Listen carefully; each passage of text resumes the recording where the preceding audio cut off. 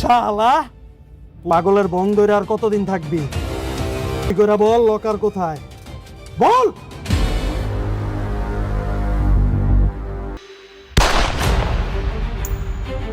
আসসালামু আলাইকুম বন্ধুরা, আশা করি আপনারা সবাই ভালো আছেন। আজ আমরা আলোচনা করব দুনিয়া টাকার গোলাম নাটকের 15 নম্বর পর্ব নিয়ে। আগের পর্বের শেষ মুহূর্তে এমন কিছু ঘটনা ঘটেছিল যা পুরো গল্পের মোড় ঘুরিয়ে দিয়েছে। লকার নাম্বার 92 এর রহস্য আরো গভীর হয়েছে, রিশাদের আসল মুখোশ খুলে যেতে শুরু করেছে, আর ফাতেমার জীবনও আগের চেয়ে অনেক বেশি ঝুঁকির মধ্যে পড়েছে। অন্যদিকে গোলাম এবং ফাতেমার সম্পর্কেও শুরু হতে যাচ্ছে এক নতুন অধ্যায়।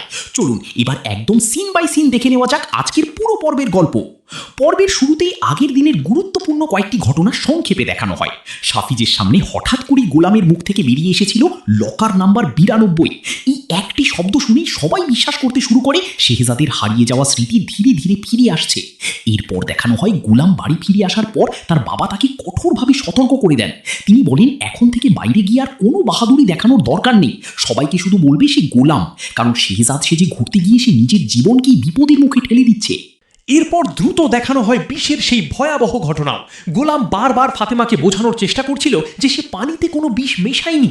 অন্যদিকে ফাতেমা শাশুড়িকে ফোন করে জানাচ্ছিল রিশাদ তাকে মেরে ফেলার চেষ্টা করেছে এবং দিন দিন সে আরও ভয়ঙ্কর হয়ে উঠছে।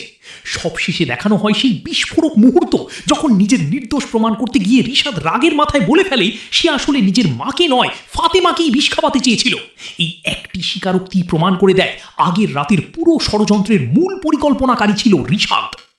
নতুন সকাল হলেও আগের রাতের ভয়াবহ ঘটনার রেশ এখনো পুরো বাড়ি জুড়ে ছড়িয়ে আছে। মনির কাকা প্রতিদিনের মতো এক গ্লাস পরিষ্কার পানি নিয়ে রিশাদের মায়ের ঘরে আসে।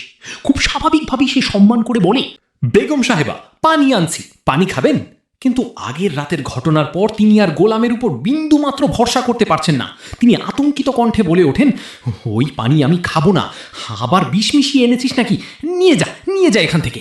গোলাম হতবাক হয়ে যায়, সে বুঝতেই পারে না কিভাবে নিজের নির্দোষ প্রমাণ করবে।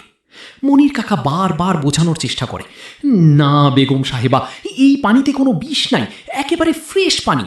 কিন্তু তিনি কিছুতেই বিশ্বাস করেন না। রিশাদ গোলামের দিকে তাকিয়ে বলেন, যাও মার জন্য আরেক গ্লাস পানি নিয়ে আসো। কিন্তু সঙ্গে সঙ্গেই মনির কাকা জানিয়ে দেয়, গোলাম তো বাড়িতে নাই। রিশাদ অবাক হয়ে প্রশ্ন করেন, কোথায় গেছে? উত্তরে বলা হয় ঋতু আপার সঙ্গে ডেটিংয়ে গেছে। এই কথা শুনে ঘরের পরিবেশ এক মুহূর্তেই বদলে যায়। এত বড় বিপদের মধ্যেও গোলাম আর ঋতুর সম্পর্ক যে ধীরে ধীরে স্বাভাবিক হয়ে উঠছে সেটাই যেন সবাই বুঝতে পারে। এদিকে বাড়ির বাইরে সম্পূর্ণ ভিন্ন একটি পরিবেশ। গোলাম আর ঋতু একসঙ্গে শহরের বিভিন্ন জায়গায় ঘুরে বেড়াচ্ছে। আজ গোলামের মুখে অন্য রকম এক হাসি। সে বারবার ঋতুর দিকে তাকিয়ে মুগ্ধ হয়ে যাচ্ছে। হঠাৎ সে বলে, জানেন ম্যাডাম, না এখন তো আপনাকে ম্যাডাম বলা ঠিক না, আজকে আমি অনেক খুশি। ঋতু মুচকি হেসে জিজ্ঞেস করে, এত খুশির কারণ কি? গোলাম লাজুক হাসি দিয়ে বলে, আপনি আজকে শাড়ি পরছেন, আপনাকে খুব সুন্দর লাগতেছে। এই কথাটা শুনে ঋতুর মুখেও লাজু হাসি ফুটে ওঠে। অনেক দিন পর দুজনকে এত স্বাভাবিকভাবে একসঙ্গে সময় কাটাতে দেখে দর্শকদেরও ভালো লাগতে শুরু করে। তারা একটি দোকানের সামনে এসে থামে, দেখে সেখানে ট্যাটু আঁকা হচ্ছে। ঋতু কৌতূহল নিয়ে জিজ্ঞেস করে, এখানে কি করা হচ্ছে? দোকানদার হেসে উত্তর দেয়, ট্যাটু করা হচ্ছে, চাইলে আপনাদেরও করে দিতে পারি। ঋতু একটু ভয় পেয়ে যায়, সে সঙ্গে সঙ্গে বলে, না না, আমি এসব করতে পারবো না। কিন্তু গোলামের মাথায় তখন অন্য চিন্তা। সে দোকানদারের দিকে তাকিয়ে বলে, একটু দাঁড়ান ভাই, আমি একটা ট্যাটু করাবো। ঋতু অবাক হয়ে তার দিকে তাকিয়ে থাকে। সে বুঝতেই পারে না গোলাম হঠাৎ কি করতে যাচ্ছে। যে মানুষটা একটু আগে পর্যন্ত ট্যাটুর নাম শুনেই ভয় পাচ্ছিল, সেই এখন নিজের শরীরে ভালোবাসার মানুষের নাম লিখে রাখতে চায়। আর এই ছোট্ট ঘটনাটি তাদের ডেটিংয়ের সবচেয়ে আবেগঘন মুহূর্তে পরিণত হয়। দোকানদার গোলামকে চেয়ারে বসিয়ে জিজ্ঞেস করে, দাদা কি নাম লিখব? গোলাম এক মুহূর্ত দেরি না করে ঋতুর দিকে তাকায়, তারপর লাজুক হাসি দিয়ে বলে, আমার ভালোবাসার মানুষের নাম লিখে দেন। ঋতু সঙ্গে সঙ্গে বাধা দেয়, সে বলে, না না, ট্যাটু করানোর দরকার নেই, ব্যথা লাগবে। কিন্তু গোলামের উত্তর ছিল একেবারেই অন্যরকম। সে হেসে বলে, ব্যথা লাগলে লাগুক, ভালোবাসার মানুষের নাম যদি শরীরে লিখতে একটু কষ্টও হয়, সেই কষ্টের মধ্যেও আনন্দ আছে। গোলামের এই কথায় ঋতুর চোখে জল এসে যায়। সে বুঝতে পারে এই মানুষটা সত্যিই তাকে মন থেকে ভালোবাসে। দোকানদার আবার জিজ্ঞেস করে, তাহলে দাদা কোন নাম লিখব? গোলাম স্পষ্টভাবে বলে, শুধু ঋতু লিখে দেন। দোকানদার খুব যত্ন করে গোলামের হাতে ঋতু নামটি ট্যাটু করে দেয়। ট্যাটু শেষ হওয়ার পর গোলাম অনেক খুশি হয়ে নিজের হাতের দিকে তাকিয়ে থাকে। ঋতুও মৃদু হেসে বলে, খুব সুন্দর হয়েছে। এই ছোট্ট মুহূর্তটি তাদের সম্পর্ককে আরও গভীর করে তোলে। ঠিক তখনই গোলামের ফোন বেজে ওঠে। ফোনটি করেছিলেন ঋষাদ। গোলাম ফোন রিসিভ করতেই ঋষাদ বলে, কোথায় আছো ভাই? গোলাম খুব সরলভাবে উত্তর দেয়, ভাই আমি একটু ঋতু ম্যাডামের সঙ্গে বাইরে ঘুরতে আসছি। ঋষাদ সঙ্গে সঙ্গে বলে, আচ্ছা তাহলে যত তাড়াতাড়ি পারো অফিসে চলে আসো, খুব জরুরি একটা কাজ আছে। গোলাম কোনো সন্দেহ না করেই রাজি হয়ে যায়। সে মনে করে হয়তো অফিসের কোনো গুরুত্বপূর্ণ কাজ পড়েছে। ফোন কেটে যাওয়ার পর গোলাম ঋতুর দিকে তাকিয়ে একটু অস্বস্তি নিয়ে বলে, ম্যাডাম মানে আমাকে একটু অফিসে যেতে হবে, ঋষাদ ভাই ডেকেছে। ঋতুর মুখটা একটু মলিন হয়ে যায়। সে চেয়েছিল সারা দিন গোলামের সঙ্গে কাটাবে, তবুও হাসি মুখে বলে, ঠিক আছে, কিন্তু বেশি দেরি করবে না। তারপর একটু রহস্যময় হাসি দিয়ে যোগ করে, আজ রাতে তোমার জন্য একটা সারপ্রাইজ আছে। গোলাম অবাক হয়ে জিজ্ঞেস করে, সারপ্রাইজ? ঋতু আর কিচ্ছু বলে না, শুধু মুচকি হেসে বলে, রাতে আসলেই জানতে পারবে। গোলাম কিছুই বুঝতে পারে না, কিন্তু খুব আনন্দ নিয়ে অফিসের উদ্দেশ্যে রওনা হয়। এদিকে অফিসে বসে ঋষাদ নিজের মনে ভাবছে, আজ হয় গোলাম আমাকে লকার নাম্বার 92 এর সন্ধান দেবে, না হলে আজই তার শেষ দিন। দাউদ খানের সঙ্গে করা চুক্তির কথা তার বারবার মনে পড়তে থাকে। সে জানে লকারের খবর দিতে পারলে আন্ডারওয়ার্ল্ডে তার অবস্থান এক লাফে অনেক উপরে উঠে যাবে। আর যদি গোলাম বাধা দেয় তাহলে তাকে সরিয়ে দিতেও সে এক মুহূর্ত দেরি করবে না। ঋষাদের চোখে মুখে তখন লোভ আর প্রতিশোধের আগুন স্পষ্ট দেখা যায়। অফিসে পৌঁছানোর পর গোলাম স্বাভাবিকভাবেই ঋষাদের সামনে এসে দাঁড়ায়। সে হেসে বলে, ভাই ডাকছিলেন? ঋষাদও প্রথমে খুব স্বাভাবিক আচরণ করে। সে গোলামকে বসতে বলে, কিন্তু গোলাম দাঁড়িয়েই থাকে। তারপর ঋষাদ নরম গলায় বলে, আমি তোমাকে একটা খুব কথা বলার জন্য ডেকেছি। গোলাম অবাক হয়ে জিজ্ঞেস করে, কি কথা ভাই? ঋষাদ এবার ধীরে ধীরে কথোপকথনকে সেই পুরনো রহস্যের দিকে নিয়ে যেতে শুরু করে। সে বলে, লকার, লকার নাম্বার 92। এই একটি শব্দ শুনেই গোলামের মুখের অভিব্যক্তি বদলে যেতে শুরু করে। সে যেন কিছু একটা মনে করার চেষ্টা করছে। ঋষাদ বুঝতে পারে সে ঠিক পথেই এগোচ্ছে। গোলামের মুখ থেকে লকার নাম্বার 92 কথাটা শোনার পর থেকেই ঋষাদের চোখে মুখে অন্যরকম উচ্ছ্বাস ফুটে ওঠে। সে বুঝতে পারে এতদিন ধরে যে রহস্যের পেছনে সে ছুটছিল, আজ হয়তো সেই রহস্যের দরজা খুলতে চলেছে। আর অন্যদিকে ফাতেমা তখনও জানে না, যার জন্য সে নতুন স্বপ্ন বুনছে সেই মানুষটি ধীরে ধীরে মৃত্যুর ফাঁদের দিকে এগিয়ে যাচ্ছে। ঋষাদ ধীরে ধীরে গোলামকে জিজ্ঞেস করে, লকার নাম্বার 92 কোথায় আছে, আমাকে বলতে পারবে? গোলাম কিছুক্ষণ চুপ করে থাকে, তারপর খুব স্বাভাবিকভাবেই বলে, হ্যাঁ ভাই, আমি তো জানি লকার কোথায় আছে। এই কথা শুনে ঋষাদ যেন নিজের কানকেই বিশ্বাস করতে পারে না। সে উত্তেজিত হয়ে সামনে এগিয়ে আসে, তারপর দ্রুত জিজ্ঞেস করে, কোথায়, কোন দেশে, কোন শহরে? গোলাম শান্ত গলায় উত্তর দেয়, এই দেশেই আছে ভাই, ঢাকাতেই। এই একটি উত্তর শুনে ঋষাদের চোখে লোভের ঝিলিক আরও স্পষ্ট হয়ে ওঠে। সে আর এক মুহূর্তও অপেক্ষা করতে চায় না, সঙ্গে সঙ্গে বলে, চলো এখনই আমাকে সেখানে নিয়ে চলো। সরল মনের গোলাম কোনো সন্দেহ না করেই রাজি হয়ে যায়। সে ভাবে ঋষাদ হয়তো সত্যিই কোনো জরুরি কাজে লকারের খোঁজ জানতে চাইছে। গাড়িতে ওঠার আগে ঋষাদ কৌশলে গোলামকে বলে, তুমি গিয়ে গাড়িতে বসো, আমার একটা জরুরি ফোন এসেছে, আমি কথা বলে আসছি। গোলাম কোনো সন্দেহ না করেই ড্রাইভিং সিটে গিয়ে বসে পড়ে। আর ঠিক এই সুযোগটাই কাজে লাগায় ঋষাদ। সে সঙ্গে সঙ্গে দাউদ খানের লোকদের ফোন করে। ঋষাদ নিচু গলায় বলে, শোনো, আমি লকারের সন্ধান পেয়ে গেছি। ওপাশ থেকে প্রশ্ন আসে, কোথায়? ঋষাদ উত্তর দেয়, ঠিক কোথায় আছে এখনো জানি না, কিন্তু গোলাম আমাকে সেখানে নিয়ে যাচ্ছে। আমি এখনই লাইভ লোকেশন পাঠাচ্ছি, তোমরা দ্রুত সেখানে চলে এসো। এরপর সে আরও একটি ভয়ঙ্কর নির্দেশ দেয়, লকারের সন্ধান পাওয়ার পরই শেহজাদকে শেষ করে দেবে। ওপাশ থেকে শুধু একটাই উত্তর আসে, ঠিক আছে। এইভাবেই গোলামকে ব্যবহার করে তার মৃত্যুর পরিকল্পনা চূড়ান্ত করে ফেলে ঋষাদ। এদিকে বাড়িতে সম্পূর্ণ ভিন্ন এক আবহ। ফাতেমা নিজের ঘর সুন্দর করে সাজাতে শুরু করেছে। সে মনির চাচাকে ডেকে বলে, চাচা আমাকে একটু সাহায্য করবেন? মনির চাচা অবাক হয়ে চারদিকে তাকিয়ে বলেন, এই কি, আবার বাসর ঘর সাজাচ্ছেন নাকি? ফাতেমা লজ্জা মিশ্রিত হাসি দিয়ে মাথা নাড়ে। সে বলে, হ্যাঁ, আজ আমি গোলামকে একটা সারপ্রাইজ দিতে চাই। তার চোখে মুখে তখন নতুন সংসারের স্বপ্ন। অনেক কষ্ট, ভুল বোঝাবুঝি আর দূরত্বের পর সে অবশেষে মন থেকে গোলামকে নিজের স্বামী হিসেবে গ্রহণ করেছে।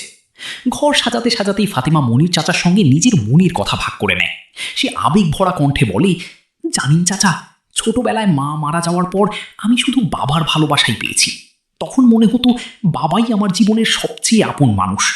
কিছুক্ষণ থেমে সে আবার বলে, কিন্তু এখন মনে হচ্ছে আরেকজন মানুষ আমাকে মন থেকে ভালোবাসে, আর সে হলো গোলাম।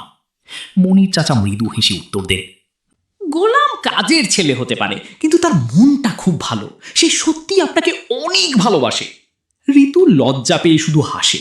ফাতেমা তখন মজা করে বলে, চাচা আপনার সময়ের কোনো প্রেমের গল্প শোনান না। মনির চাচা কিছুক্ষণ পুরনো স্মৃতি মনে করে বলেন, আমাদের গ্রামে রহিম আর ময়না নামে এক ছেলে মেয়ে ছিল, তারা একে অপরকে খুব ভালোবাসত। তারপর তিনি আরও বলেন, একদিন ময়না নিজের হাত কেটে রক্ত দিয়ে রহিমের জন্য ভালোবাসার চিঠি লিখেছিল। গল্পটা শুনে ফাতেমা একদম চুপ হয়ে যায়। তার মনে হয় সত্যিকারের ভালোবাসা হয়তো এমনই হয়, যেখানে ত্যাগ থাকে, কষ্ট থাকে, কিন্তু বিশ্বাস কখনো হারায় না। মনির চাচার অজান্তেই এই গল্পটি ঋতুর মনে একটি নতুন সিদ্ধান্তের জন্ম দেয়। অন্যদিকে রিশাদ আর গোলাম গাড়ি নিয়ে শহরের এক পুরনো এলাকায় পৌঁছে যায়। গাড়ি থামতেই রিশাদ চারদিকে তাকিয়ে অবাক হয়ে যায়। সে জিজ্ঞেস করে, এখানেই? গোলাম মাথা নেড়ে বলে, জি ভাই, আমি আগে এখানে কাজ করতাম। রিশাদ ভাবে এতদিন ধরে যে রহস্যের পেছনে সবাই ছুটছে তার উত্তর বুঝি এখানেই লুকিয়ে আছে। সে দ্রুত গোলামকে নিয়ে ভেতরের দিকে এগিয়ে যায়, কিন্তু সে বুঝতেই পারে না ঠিক এই মুহূর্তে দাউদ খানের সশস্ত্র লোকেরাও তাদের অনুসরণ করে সেখানে পৌঁছে গেছে। আর কয়েক মুহূর্তের মধ্যেই শুরু হতে যাচ্ছে এমন এক ঘটনা যা পুরো গল্পের গতিপথ বদলে দেবে। গোলাম আর রিশাদ যখন সেই পুরনো জায়গার ভেতরে প্রবেশ করে, তখন কেউই বুঝতে পারেনি তাদের প্রতিটি পদক্ষেপ নজরে রাখছে দাউদ খানের সশস্ত্র লোকেরা। অন্যদিকে বাড়িতে বসে ফাতেমার নতুন বাসর ঘর সাজিয়ে জীবনের সবচেয়ে সুন্দর মুহূর্তের অপেক্ষা করছে, কিন্তু ভাগ্য তার জন্য লিখে রেখেছিল সম্পূর্ণ ভিন্ন এক পরিণতি। গোলাম রিশাদকে নিয়ে তার পুরনো কর্মস্থলের ভেতরে ঢোকে। সেখানে একজন বয়স্ক লোককে দেখে গোলাম হাসি মুখে এগিয়ে যায়। সে বলে, চাচা চিনতে পারছেন, আমি গোলাম। চাচা প্রথমে অবাক হয়ে তাকিয়ে থাকেন, তারপর হাসি মুখে বলেন, আরে গোলাম, কতদিন পর তোকে দেখলাম। পুরনো দিনের স্মৃতি মনে করে দুজন কিছুক্ষণ কথা বলতে থাকেন। রিশাদ কিন্তু এসব কথায় মোটেও আগ্রহী নয়, তার একটাই লক্ষ্য, লকার নাম্বার 92। রিশাদ আর ধৈর্য ধরে রাখতে পারে না, সে দ্রুত বলে, চাচা লকার কোথায়, আমাদের লকারটা দেখান। গোলামও সরলভাবে বলে, হ্যাঁ চাচা, লকারটা দেখান। চাচা কিছু বলতে চাচ্ছিলেন, মনে হচ্ছিল বহুদিনের গোপন কোনো তথ্য এবার প্রকাশ পেতে চলেছে। ঠিক তখনই হঠাৎ চারপাশের পরিবেশ বদলে যায়। এক মুহূর্তের মধ্যে সশস্ত্র লোকেরা চারদিক থেকে ঘিরে ফেলে। রিশাদ বুঝে ওঠার আগেই গুলির শব্দে কেঁপে ওঠে পুরো এলাকা। ধাম! একটি গুলি সোজা এসে লাগে গোলামের গায়ে। সে কিছু বুঝে ওঠার আগেই মাটিতে লুটিয়ে পড়ে। চাচা আতঙ্কে চিৎকার করে ওঠেন। চারদিকে শুরু হয়ে যায় ছোটাছুটি আর হাহাকার। রিশাদও কয়েক মুহূর্তের জন্য হতবাক হয়ে যায়। সে ভেবেছিল আগে লকারের ঠিকানা জানা হবে, কিন্তু দাউদ খানের লোকেরা কোনো সুযোগই দিল না। তাদের একটাই উদ্দেশ্য, শেহজাদকে শেষ করে দেওয়া। গুলিবিদ্ধ হয়ে মাটিতে পড়ে যায় গোলাম। তার চোখ ধীরে ধীরে ঝাপসা হয়ে আসে। চারপাশের শব্দ যেন দূরে সরে যেতে থাকে। রিশাদ বারবার তাকে ডাকতে থাকে, গোলাম, গোলাম, কথা বলো। কিন্তু গোলাম নিশ্চুপ। তার মুখের অভিব্যক্তি দেখে মনে হচ্ছিল যেন অতীতের অসংখ্য স্মৃতি একসঙ্গে তার চোখের সামনে ভেসে উঠছে। রিশাদ ভয় পেয়ে যায়। সে বুঝতে পারে পরিস্থিতি তার নিয়ন্ত্রণের বাইরে চলে গেছে। শাফিজের লোকেরা দ্রুত ঘটনাস্থলে পৌঁছে যায়। তারা কোনো সময় নষ্ট না করে গুরুতর আহত গোলামকে গাড়িতে তোলে। শাফিজ আতঙ্কিত কণ্ঠে বলে, স্যার চোখ খুলে রাখেন, কিছু হবে না, আমরা হাসপাতালে নিয়ে যাচ্ছি। সে সঙ্গে সঙ্গে অ্যাম্বুলেন্স ও হাসপাতালের ব্যবস্থা করতে থাকে। গাড়ি দ্রুত হাসপাতালের দিকে ছুটে চলে। এদিকে বাড়িতে ফাতেমা তখনও জানে না বাইরে কি ভয়ঙ্কর ঘটনা ঘটে গেছে। সে মন দিয়ে বাসর ঘর সাজাচ্ছিল। মনির চাচাও পাশে দাঁড়িয়ে তাকে সাহায্য করছিলেন। ঠিক তখনই শাফিজের ফোন আসে। ফাতেমা ফোন রিসিভ করতেই ওপাশ থেকে কাঁপা গলায় শাফিজ বলে, ম্যাডাম, স্যারকে গুলি করা হয়েছে, আমরা হাসপাতালে নিয়ে যাচ্ছি। এক মুহূর্তে ফাতেমার হাত থেকে সব কিছু পড়ে যায়। তার মুখের হাসি মিলিয়ে যায়, চোখ ভরে ওঠে অশ্রুতে। সে শুধু বলতে থাকে, না, এটা হতে পারে না। ফাতেমাকে কাঁদতে দেখে মনির চাচা ছুটে আসেন। তিনি উদ্বিগ্ন হয়ে জিজ্ঞাসা করেন, কি হয়েছে মা? কাঁদতে কাঁদতেই ফাতেমা বলেন, আমি এতদিন যে ভয়টা পাচ্ছিলাম সেটাই হয়েছে। গোলামকে কেউ গুলি করেছে, এখন হাসপাতালে নিয়ে যাচ্ছে। এই কথা শুনে মনির চাচাও হতবাক হয়ে যান। তিনি কোনো কথা বলতে পারেন না, শুধু আল্লাহর কাছে গোলামের সুস্থতার জন্য দোয়া করতে থাকেন। গাড়ির ভেতরে তখন গোলামের অবস্থা আরো খারাপ হতে থাকে। শাফিজ বারবার তাকে সাহস দিয়ে বলে, চোখ বন্ধ করবেন না স্যার, মন শক্ত রাখেন, আমরা আছি। কিন্তু গোলাম ধীরে ধীরে অচেতন হয়ে পড়ে। সবাই বুঝতে পারে সামনে খুব কঠিন সময় অপেক্ষা করছে। ঋষাদ ভেবেছিল গোলামকে ব্যবহার করে লকার নাম্বার 92 এর রহস্য জেনে নেবে, কিন্তু তার আগেই দাউদ খানের লোকেরা হামলা চালিয়ে পুরো পরিকল্পনায় ভেস্তে দেয়। অন্যদিকে বহু স্বপ্ন নিয়ে ফাতেমা যে বাসর ঘর সাজিয়েছিল, সেই স্বপ্ন এক মুহূর্তের রক্তাক্ত দুঃস্বপ্নে পরিণত হয়। এখন সবচেয়ে বড় প্রশ্ন, গোলাম কি বেঁচে ফিরবে? গলির আঘাতে কি তার হারিয়ে যাওয়া স্মৃতি পুরোপুরি ফিরে আসবে? লকার নাম্বার 92 এর রহস্য কি শেষ পর্যন্ত উন্মোচিত হবে? আর দাউদ খানের বিরুদ্ধে কি নতুন যুদ্ধ শুরু হতে যাচ্ছে? এই সব প্রশ্নের উত্তর জানতে হলে অপেক্ষা করতে হবে দুনিয়া টাকার গোলাম নাটকের পর্ব 16 পর্যন্ত। তো বন্ধুরা, এই ছিল দুনিয়া টাকার গোলাম নাটকের 15 নম্বর পর্বের সম্পূর্ণ ড্রামা এক্সপ্লেন। ভিডিওটি যদি আপনাদের ভালো লেগে থাকে তাহলে অবশ্যই একটি লাইক দিন, বন্ধুদের সঙ্গে শেয়ার করুন এবং এমনই বিস্তারিত নাটকের ব্যাখ্যা পেতে আমাদের সঙ্গে থাকুন। আল্লাহ হাফিজ। আবার দেখা হবে পরবর্তী পর্বের নতুন এক্সপ্লেনে।